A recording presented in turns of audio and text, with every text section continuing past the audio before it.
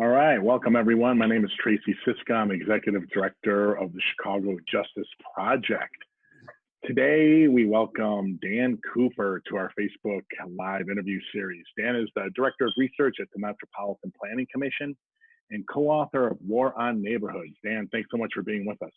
Yeah, my pleasure. Thanks for having me.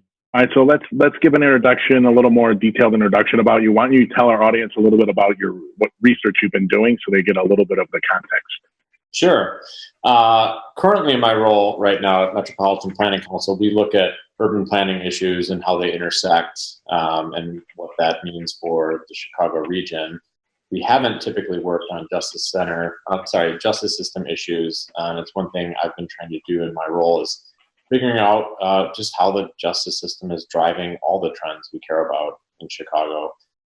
Prior to that, and how I met Tracy and got involved with him in building this website is I directed a center at Adler University that was really similarly just trying to understand how our justice system was impacting health and wellness in our communities and how we could organize for something different. So we had created this site because we were fans of the $1 Million Blocks project that was that came out of New York. Laura Kurgan and Eric Hedora built that for New York, and we had wanted to do something similar just as a fun project to try to change hearts and minds in Chicago. And thanks to the hard work of Tracy, we had finally gotten hold of some data to be able to build that site. And so we use that in our work with community groups who are organizing on justice system issues. We testified in various spaces on justice system reform. So it was a really good piece of public narrative change. And in my current role, I'm hoping to do more of that. But I've gotten away from the justice system a little bit, but now with COVID-19 and how important or central of a role that jails and prisons are playing, it's more relevant now than ever. It is. Our guest last week on the live stream was Joby Cates from Reform Justice Illinois, and talking about the Illinois Department of Corrections, their data issues, and their response to COVID, and the fact that they, at least up to that point, advocates couldn't and families couldn't really understand who they were releasing or the amount and what they were releasing them for. That's a whole nother issue, but yeah, it's very important. So what was the takeaway message that you wanted people who viewed your site to take with them? Yeah, I think the number one thing we wanted people to see is just how costly the justice system is. I mean, forget for a moment the moral and ethical problems with mass incarceration and how it disproportionately impacts people of color. Setting that aside, even though I think that's the most important thing, it is so costly. And in an era, we had come out of the Great Recession 10 years ago, talking about governments are broke, we're spending too much money, there's no money anywhere for anything. Meanwhile, we have this system, a failing system that does not rehabilitate people, where we're spending billions every year, and we wanted people to see that and recognize that and to think differently about the justice system. What role, and I've always been curious about this, to be honest with you, is what role do you think urban planning played in creating the circumstances that resulted in the just massive incarceration rates we have, and especially in communities of color? That's a really interesting question. I think, Ryan Lugalia-Holland and I, who co-built the site and wrote a book together, we came from an urban planning background. And I think from our perspective, from planning theory to practice, there was kind of, a wholesale ignoring of justice system. There were no classes we could take. There were very few urban planners we knew thinking about it. I think part of the problem is they saw criminal justice as the province of policing and those professionals, and it was ignored, right? We looked at housing issues in isolation. We looked at workforce development, employment, economic development issues in isolation. And I think part of the reason we were drawn to this work is because we saw a major gap there. And we thought, there's no way you can talk about neighborhoods and urban space without talking about the footprint of the criminal justice system. So I think, if anything, from my perspective, urban planning has ignored the justice system. And I think as a result is constantly facing issues such as housing unaffordability. And without talking about these major drivers, the fact that there are single parent households because one parent is locked up, or people come out of prison and can't get a job and then struggle with housing. That was a big problem. So I think, planning has been a vacuum when it comes to the justice system, and I think more and more that's changing.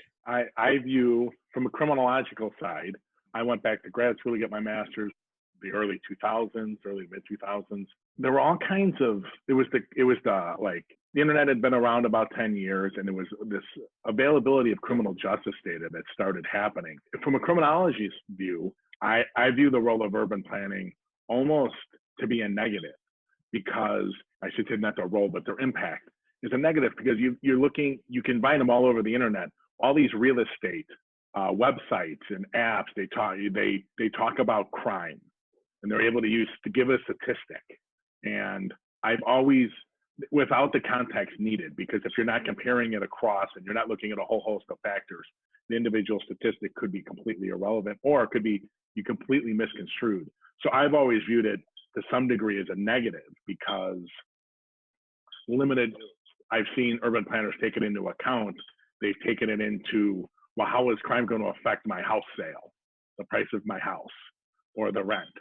So that's, from a chronological view, that's how I look at it. I think I want you to talk a little bit about, it's this, it's an academic term, but I think it really applies. It's like this intersectionality. Nobody, and maybe from an urban planner role, you can look at it, but they don't look at the cost of things long-term to their communities, right? The more people you arrest and take out of that community, the poorer the community is going to be, the less stable it's going to be, all inviting crime and violence to rise. Or if you take a kid off a corner for a drug arrest, it just, to a certain extent, that arrest is just assuring that kid, when he gets out, is going to be right back on that corner, right? So do you see that intersectionality the way I do? Absolutely. And, just to return to your point again, I think you made a good point. When I said urban planning has ignored it, I think it's true. I think your point about urban planning being part of the problem is also true. And I kind of identify the fact that we've all given into market messages about neighborhoods, right? Starting in the 1980s, around the time we started locking up people, we started caring more and more about housing as the primary source of wealth and value. And the market is inherently racist, right? Pricing houses in Black neighborhoods lower than white neighborhoods, for example. And so the more we sort of orient our future around what the real estate market is saying about neighborhoods, the more we're just reinforcing those existing inequalities that are driven by the justice system. So I think your point was a fair one. The more we say, hey, well, neighborhoods here are bad, there's not investment there because there's crime, the more we're reinforcing the problem. And then leading to your second point about this vicious cycle, it's absolutely right. Once you're removing people from a home, you're causing instability. That in turn leads to neighborhood instability, which affects all sorts of things like more crime. So I think, for me, the more I've studied this, the more I've come around to the fact that the criminal justice system is one of the biggest culprits of sending neighborhoods and families on a downward path. I completely agree. And I kind of have also, we'll get back to the website, we've gone down a different direction here, but I do want to talk about it a little bit. I'm all for, they talk about job training and re-entry, and I'm 100% all for that. But I think we don't do enough about making sure people don't end up in the system, right? Like, I think intersectionality, part of the way of fixing our schools, when people talk about our schools need help, is employing the parents and stabilizing their households and stabilizing their communities and uplifting them. I think if you do that, you're going to see massive changes in education and education outcomes. I think all of that is linked, and we just don't talk about that to any degree we possibly can. We fund them as separate issues.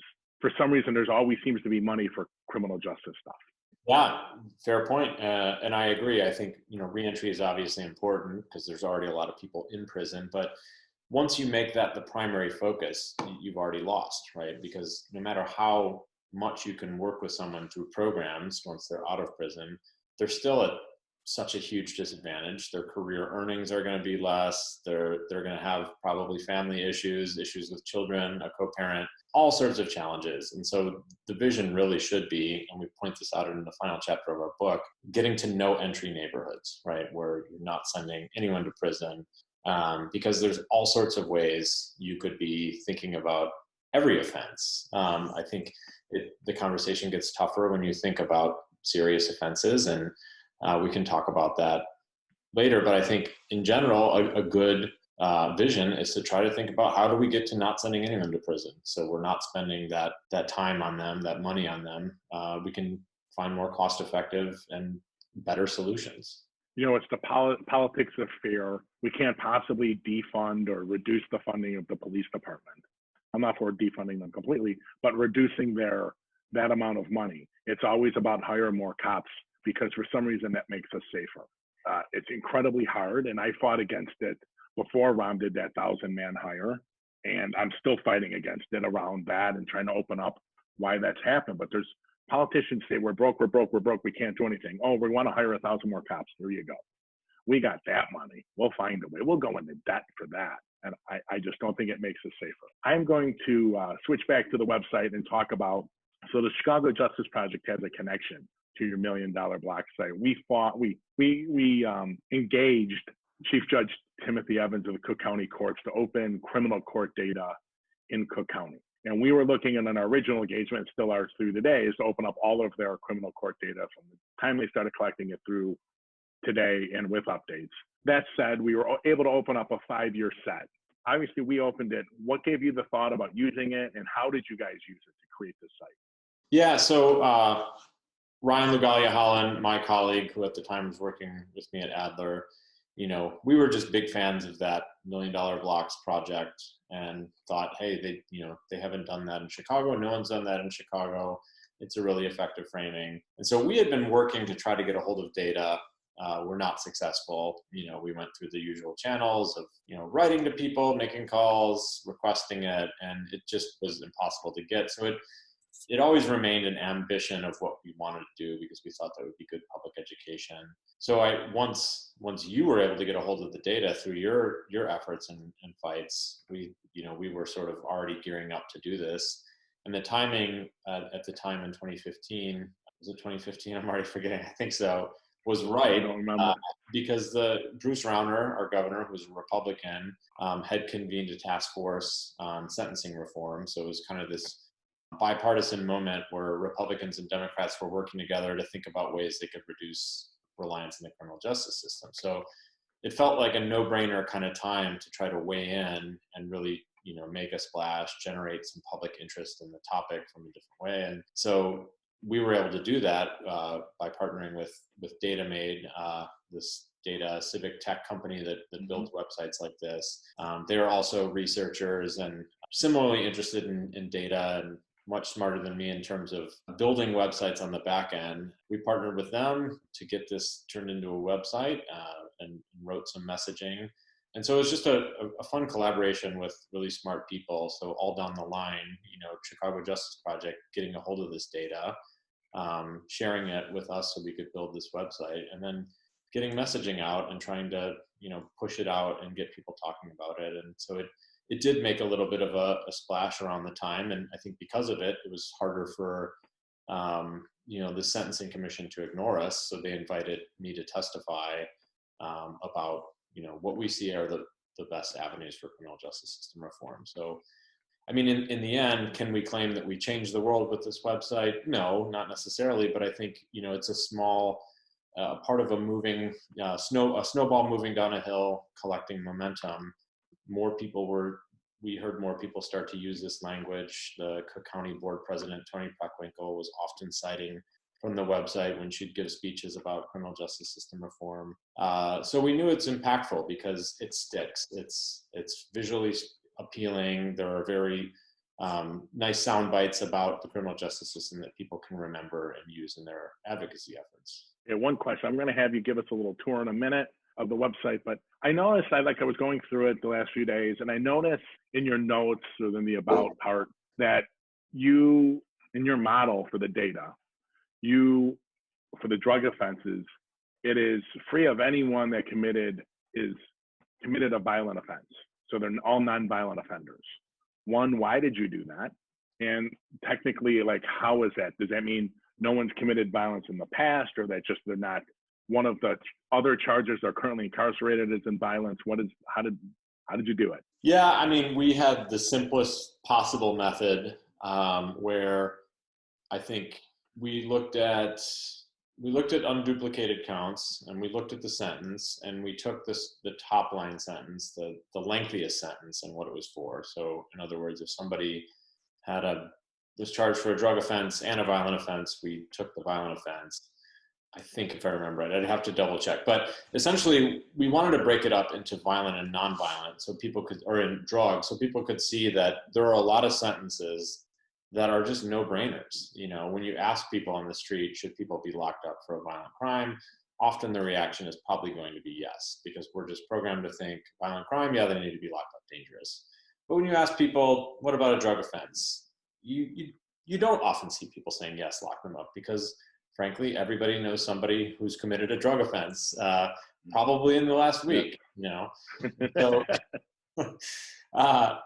so I think, we wanted to point out just how much or what percentage or share of the people being sentenced to prison were for drug offenses. And certainly a lot of them are drug sales, but they're not massive amounts. And there are reasons people are selling drugs in a place like Austin on the West Side is because there are fewer opportunities, and because you've locked up generations of people who are coming out and are unable to get jobs. And so we wanted to make that point as well. So it just doesn't make sense to be putting people in for drug offenses. Okay, I have one more before we get to the tour, and that is, there seems to be this politicalization, if I pronounce that anywhere near correctly, of the term nonviolent and what that means in Chicago.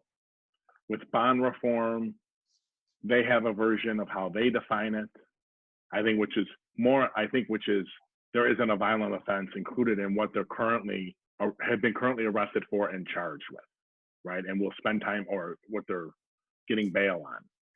And then there's this other side, Mayor Lightfoot's in part of it, the media is part of it, and I call them like fringe political operations. Crime in Wrigleyville blog, Second City Cop, City Line, Chicago City Line, or something like that.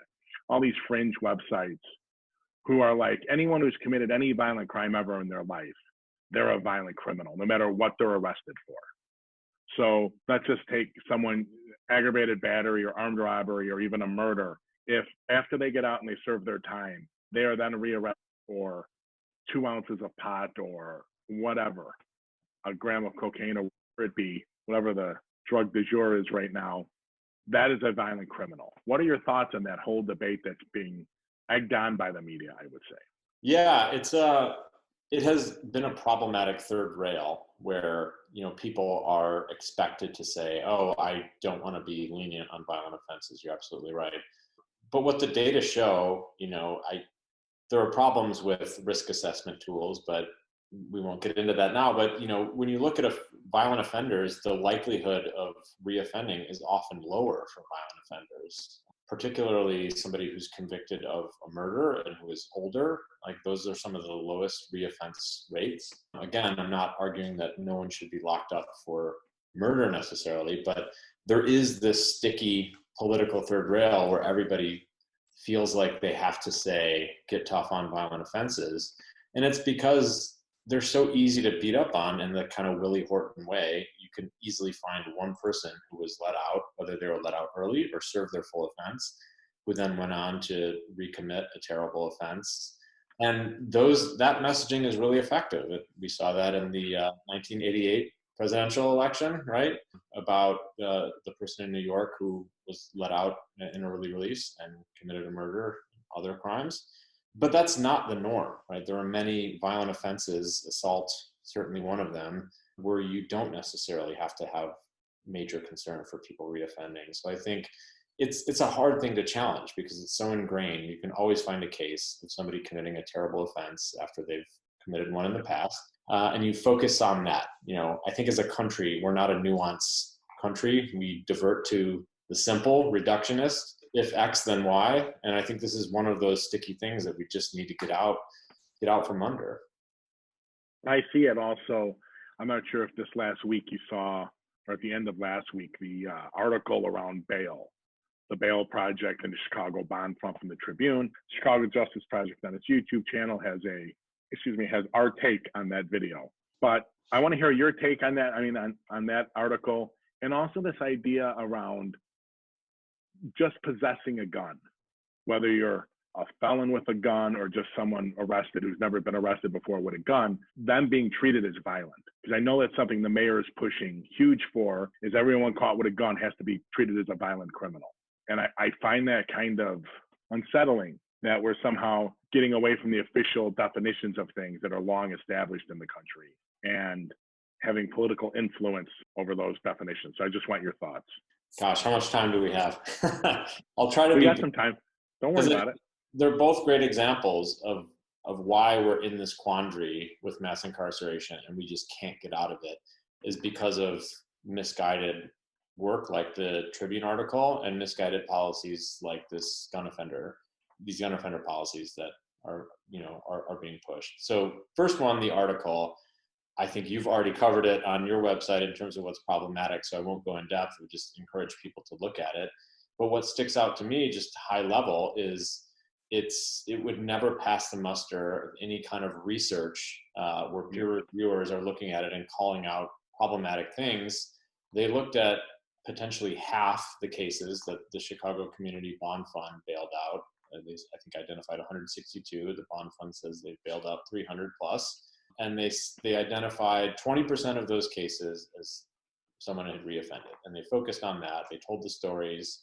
They interviewed people and said, how do you feel that a charity bailed out this person, right? A very misleading, a leading question. And so the whole article is based on shoddy research. So they told us 20% of offenses. We need to know what percentage of people who come out of the jail in general reoffend, because we know that people reoffend, right? So are they any more likely than average? But that isn't even the most problematic aspect. The problem is these people, according to law, are allowed to make bail. That's their constitutional right. And so a charity, somebody else, or people, individual donors have decided they want their money to go to this, have helped bail them out. They're following the law, right? I don't understand how anyone could suggest that they would rather have someone behind bars who's able to get out simply because they can't afford it, right? So I guess if you go down that road, then you say, I'm only okay with poor people staying in jail, right? So I think it's work like that raises people's fear. You read the headlines, if that's all you do, and you think that people who get bailed out are violent and will commit more offenses. I think it pushes a terrible conclusion, which is more punishment, more harsh treatment is necessary. And I think it's not based on actual research. And it's also, as from a human rights perspective, is ridiculous to suggest that poor people shouldn't be allowed to make bail, right? So then to the second point about guns, I think what you often hear is we need to get tough on anyone caught with a gun because those are our shooters, right? We know that you're more likely to be involved in a shooting, shoot someone if you have a gun. Well, of course that's true, right? You're more likely to smoke cigarettes if you own a cigarette, right? Or if you purchase them, or any other. That's probably a terrible analogy, but so we're not looking at what alternatives are and why people are choosing to own guns in the first place. People don't feel safe in their neighborhoods. They don't feel that police will protect them.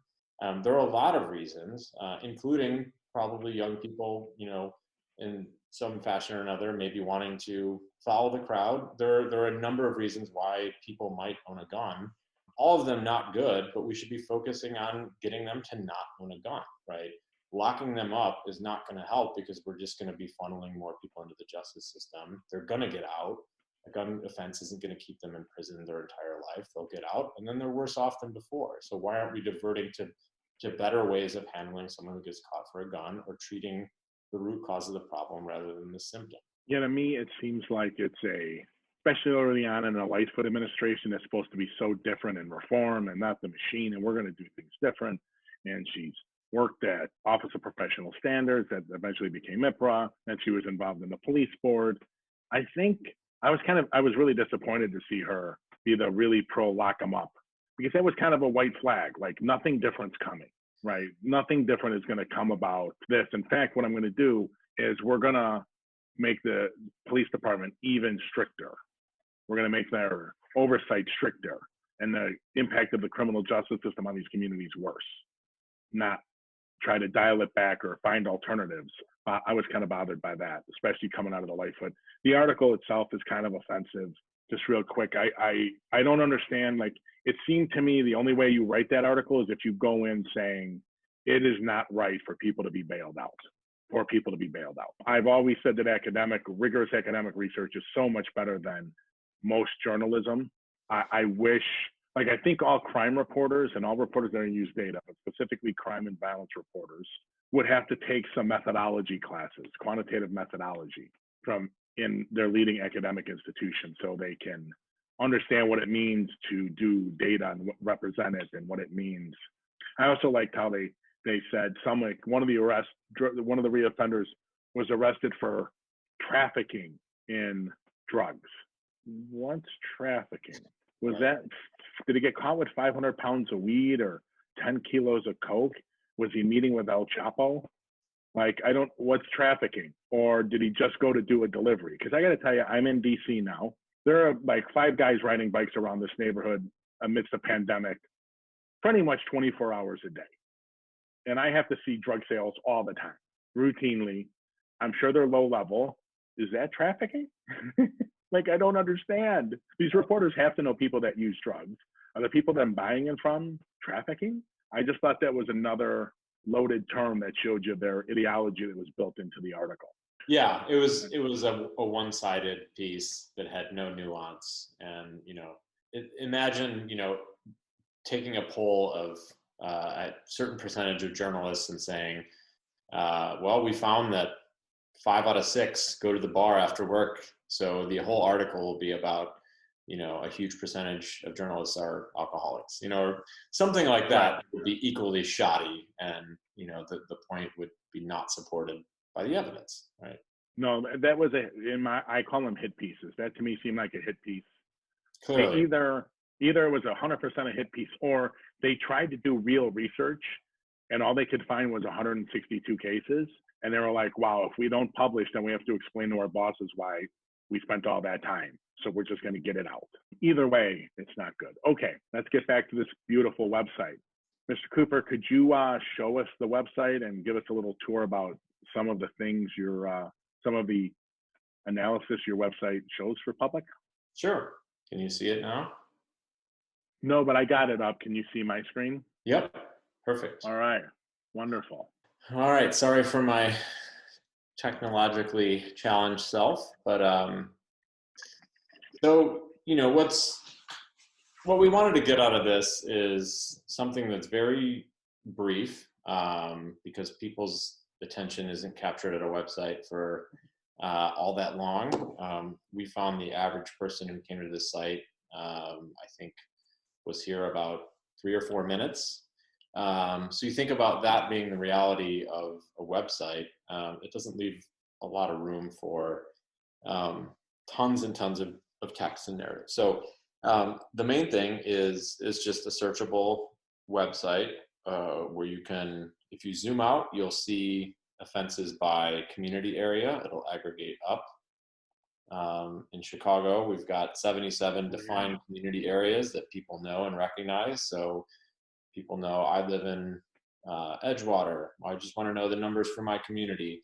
And so it allows people to hover over there and you can see the total cost in a community for prison sentences over a 5-year period. And this is the life of those sentences, assuming that folks serve half of their sentence. And so, when you zoom in on it, you can look at you can get down to the census block level. So if you're curious of the legacy of incarceration, the data is from 2005 to 2009. So it's not super current, but you can kind of see the legacy of incarceration in your neighborhood. And we like this framing because you can think, okay, we're not spending this money here in this neighborhood. We're taking people from this neighborhood and spending $1 million, for example. The one you're hovering over was 2 million just a second ago, on offenses. And so, we want people to think that these are resources extracted out of your community and spent elsewhere. They're spent downstate, in prison towns. They're spent any manner of places where people are housed. Think of a Pontiac, Illinois, Joliet. That money, locking people up, goes to, there are some fixed costs, but a lot of it is jobs. It's the people who are prison guards, prison labor, et cetera, watching over people. So we really want people to understand this. When you think about there are no resources, the state can't be spending money in my community on economic development or on, youth development. Basically, we want to say, look at the money being extracted from your communities. Look no further, right? And then ultimately, we want to push people to a more visionary future about how funding should be distributed, and to say, okay, well then we want to stop incarcerating people and calculate the savings and reinvest that back into the places you've destroyed through this policy of mass incarceration. Okay, so you're averaging at that point, you said about $22,000 per year for each inmate. Yeah. Right. And so so that's 500 for Austin, $550,234,592. Is that what's spent per 5-year block, or is this per year? That's that 5-year block, right? So okay. So we're talking 110 million and change per year spent on incarcerating people from the Austin neighborhood. Yeah, but to be clear, it's not a year for year spending. It's right. We're committed to spending $1 million over the life of these sentences. The numbers are shocking. Yeah. Completely honest with you. That if you just take these 6 neighborhoods, near West Side, 110 million, 158, 260, 500, 655, 855, 940, 1.5 billion. Yeah. Out of 6 neighborhoods, just 6 neighborhoods in Chicago. You're talking about $1.5 billion. What could that money do? Even a fraction of that money, 20% of it, 15% of it, right, 30% of it. If you took that money and reinvested it into those communities for economic development, mental health treatment, drug treatment, all of that. Yep. Yeah, if you go to the intro tab, I think there's a graph where you can look at the top communities. So basically just what you said, you see it right there. Our West Side communities you're pointing out are those first 3. It's, and to be clear, I think one of our challenges, is the fact that, there isn't, so the budget of the Illinois Department of Corrections is a couple billion. Around this time it was, $1.4 billion, the entire budget. So it's not like they have that money sitting in a pot to be, invested right now. But the way our system is, you're committing to spending that much year over year. And so what happens when you stop sending people in? You can start closing down wings of prison, and you can start whittling away that annual massive budget of the Department of Corrections. And then you can start, there's savings year over year that you can reinvest into other things that we know improve neighborhoods.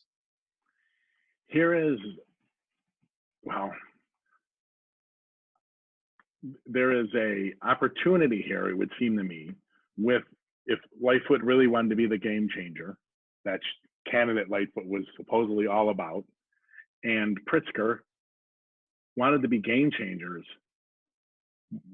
what if they took 10% of that money, even to just those 6 West Side communities?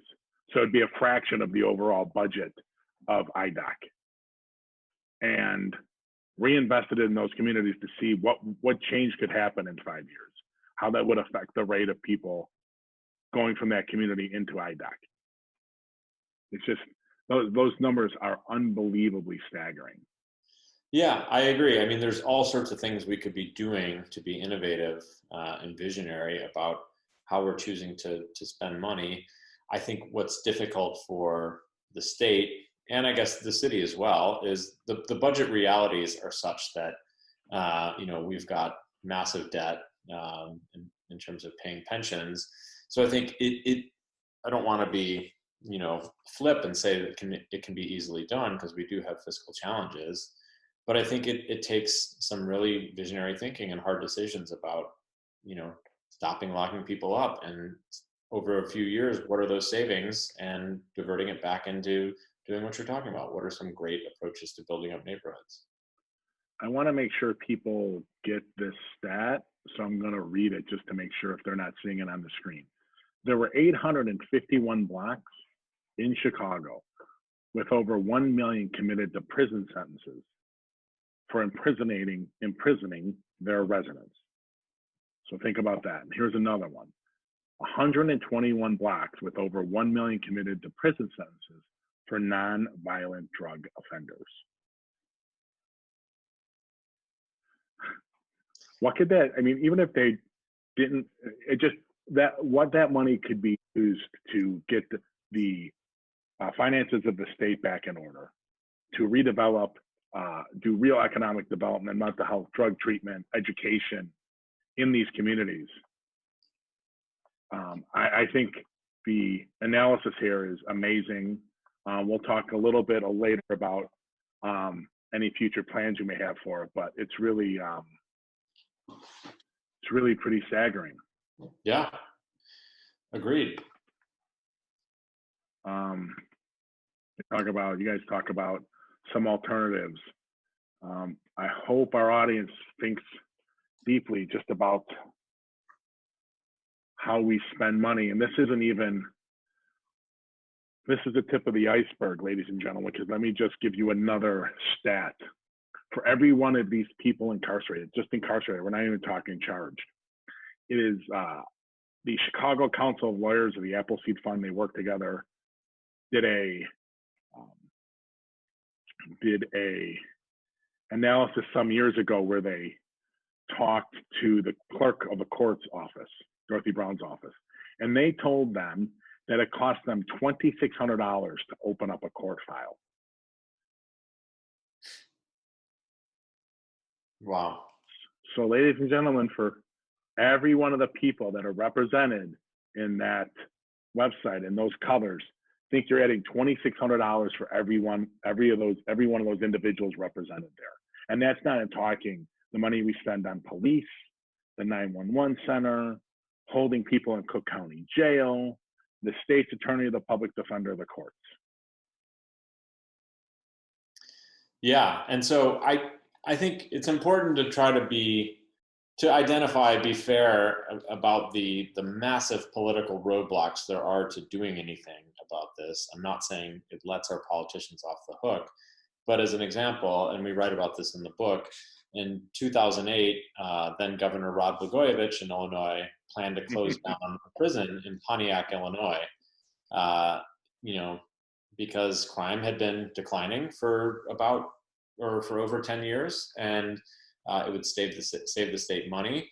The entire town rallied, had a parade, stormed the Capitol, had a demonstration on the Capitol with thousands of people decked out saying, "Keep our prison open."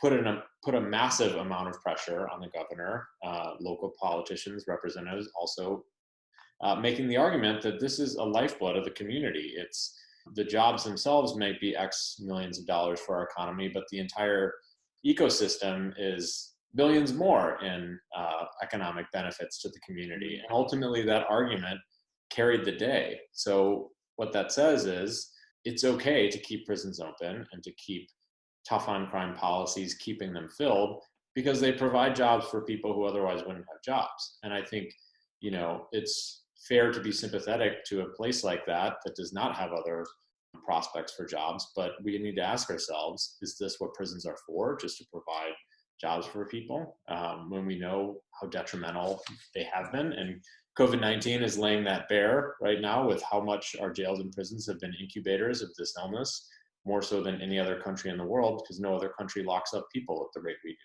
Yeah, it's I had a student when I was teaching at UIC, working on my PhD classes at the time. I had a student come to me, taught criminal justice classes, obviously, and she came to me and said, "Yeah, I really want you to help us." I'm like, "Okay, with what?"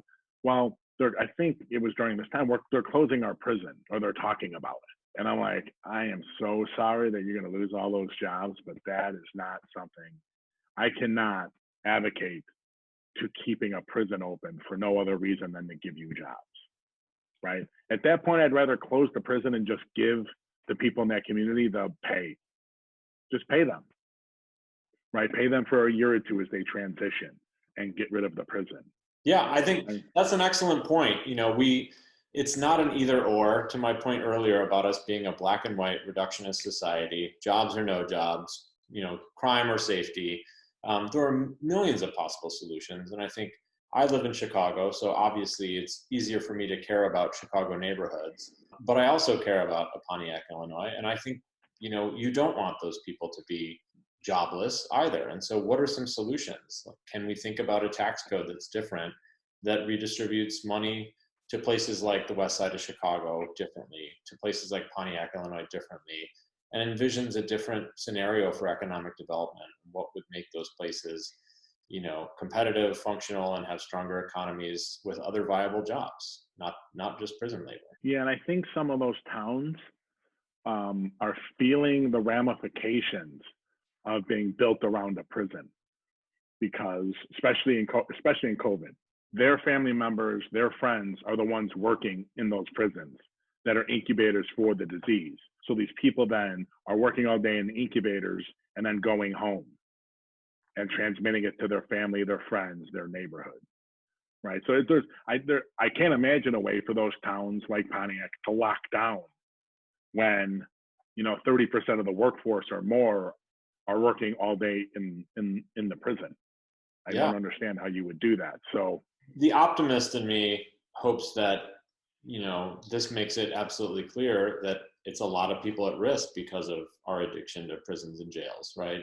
And it's the folks you identified. They're in our Cook County Jail here in Chicago. There were something like over 300 cases of COVID-19 of just prison staff, or I'm sorry, jail staff. I don't have the exact numbers in front of me, but it was several hundred. Last I looked, it was over 500 detainees who had tested positive and something like 300 plus employees. So this is putting a lot of people at risk. Same for prison towns downstate. Yeah, I hope I don't think it has to be either or. The politicians are good at staging it that way so they can drum up support on one side or the other. We're not good at we're certainly not good at economic development for communities of color. We're still not great in economic development for poor white communities and poor rural communities of any kind. That's just the way. Let's talk a little bit. I just want to give you a couple minutes to talk about the war on neighborhood. What is the main central theme you want people to think about and know about from the book? Table is yours. So basically, if you think about the website as calling attention to this issue, the book was a way of zooming in to one of these communities, Austin, which is the West Side community that had the highest amount of sentences, to really tell the stories, because this isn't a reductionist either or issue. It's very complicated and nuanced. And so we wanted to tell the stories of what it's like for people who have been impacted in many ways by the justice system. So Ryan, my colleague, had done a lot of ethnographic interviews as a part of his PhD dissertation. I had done some interviews with folks in the area, young people or young adults who had been justice system involved at one point. So we wanted people's stories to be central. And so we had a few people whose stories are a through line throughout the book about what it was like growing up in that area, being involved in drug use or sales. And then we interviewed judges, police officers, community organization leaders to talk about the issues, what they see. And so each chapter is a different sort of look at what's happening. We talk about the education system. We talk about, we zoom out and talk about the broader economy. And we zoom in and we talk about drugs a little bit and people's experience, why they chose to sell drugs or felt they had to sell drugs.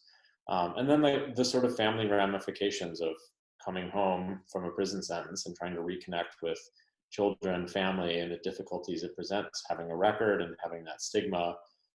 So all of this, we wanted to center the complications that incarceration creates for families and whole neighborhoods, and really draw on some stories from people and their experience, because obviously we're both white men who have not been affected by the justice system. And, partially, I think we wrote this book because we wanted to communicate this issue to people like us who have the luxury to not have to think or care about mass incarceration because we're not touched by it, right? And so I think that was the overarching theme of the book, to take this complex issue, center stories of people affected, and try to make it as simple as possible so anyone can understand why it's a problematic policy we have. I used to teach at the University of St. Francis out in Joliet, Illinois. I had a black student, really smart kid, and I was talking about drugs and impact on neighborhood and policing and everything. And he stayed after class, and he told me that, I'm from Austin.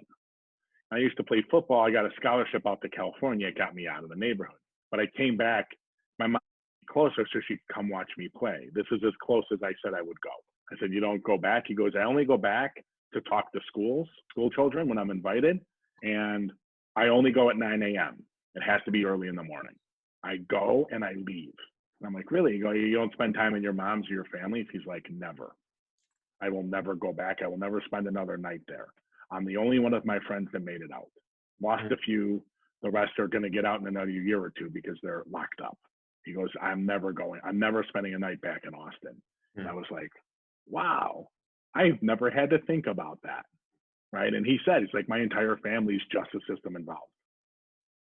Right. He goes, so it's a miracle that I made it out, but he goes, none of my fellow students here understand what my life has been like, right? Having to fight through a justice system involved family.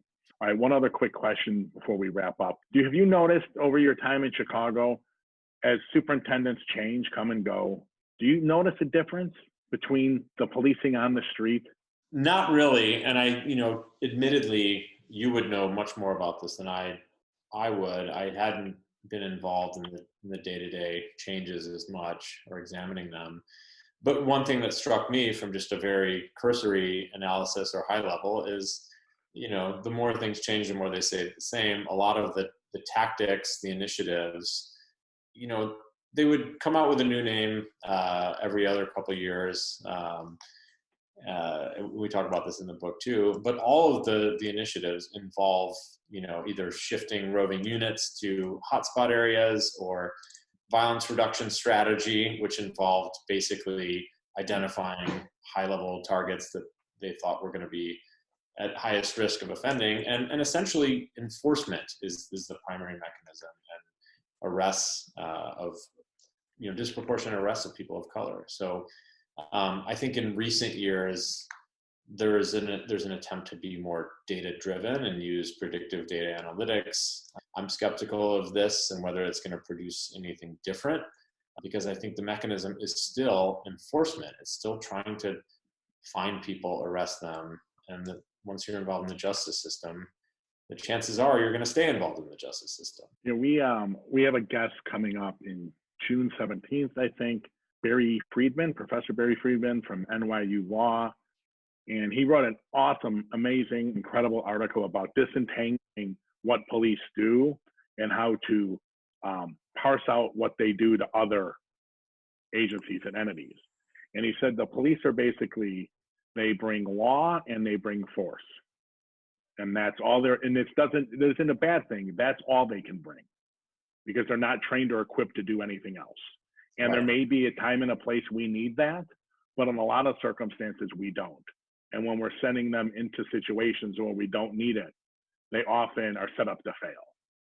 And I just asked you that question because we have a new superintendent, David Brown, who, by the way, people can go on YouTube channel and see our podcast and see how he is accused of multiple, not attempts, but multiple successful data manipulations around crime statistics to show crime dropping when it wasn't through his time in Dallas. So you should check both on our YouTube channel and our podcast for that.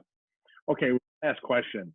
What would you do what would you imagine doing this website if you had not access to 2005 through 2009 data, but maybe 1980 through 2020 with regular updates? How does that empower you with this analysis? Yeah, I think, having data over that long period tells a story about how we went from a country that incarcerated 200,000 people to, several million in short order, right? And I think you can start comparing with other trends like rising housing prices, income inequality, all these things that are just features of urban life, of rural life, of American life, and how they coincided with this explosion of justice system involved people, and how you can see the ripple effects and how they last for years. And I think also, on a more positive note, I think you can look at the data and see where we're improving, because we have, incarceration has leveled off and has declined. We have a state's attorney that's making some progress and sending fewer people, sentencing or prosecuting people at a lesser extent. All of those things are, give you a silver lining of hope, but there's so much more work to be done. So I think it's important to hold everybody accountable to say, hey, things are dropping, but they could be dropping much more. So where do we think we could drop offenses? We could look at state's attorney's data. We could look at sentencing data and say, let's do more here, here, and here. All right. Well, Dan Cooper, thank you so much. I really appreciate it. For our audience, you can see a video of this on YouTube Live. It'll be stored up there, but also hopefully it'll be edited a little bit and up on our YouTube channel. Also, segments of this will be put into our podcast that comes out on Monday, our Chicago Justice podcast. Next week, we have Aaron Walton, who's the Executive Director of Resilience, talking about sexual assault, and especially in the time of COVID, shelter-in-place orders. Can't imagine what that's been like for victims who are sheltering in place with their assaulter attackers. So that's basically it. We have a program where we have an agreement with Judge Evans to get basically that 40 years of criminal court case level data. We need a Chicago Foundation or for some people to come up. The clerk is charging us $25,000. I'd really love to see the $1 million block site built with a history built into it back to 1980, and then going forward and being able to notice changes over time. I think it would be fascinating. Thank you so much for building that website. It's great. Thank you for being a guest, and we'll see everyone next week. Yes, thanks for having me. Great to chat.